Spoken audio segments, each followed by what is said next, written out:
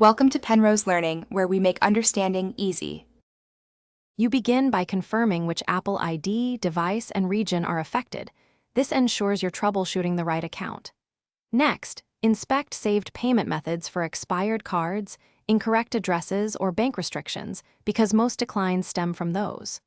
Once done, collect recent receipts, transaction ID, and the exact amounts and dates to reference.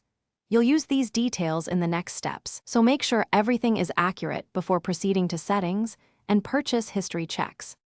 Now open Settings or the App Store and view Purchase History to spot disputed or pending charges.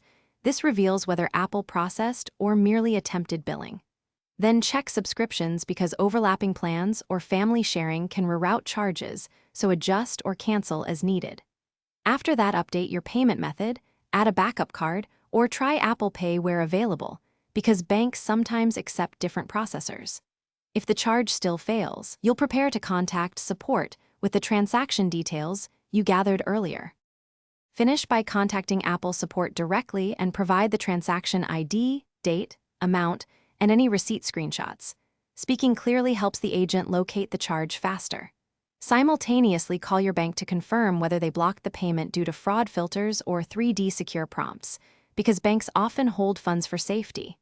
If neither fixes it, request a refund or use Apple's Report a Problem flow and ask for escalation. If things go wrong, try removing and re-adding the card after confirming no pending holds with your bank. Thanks for watching. If this was helpful, leave a like and consider subscribing. See you next time.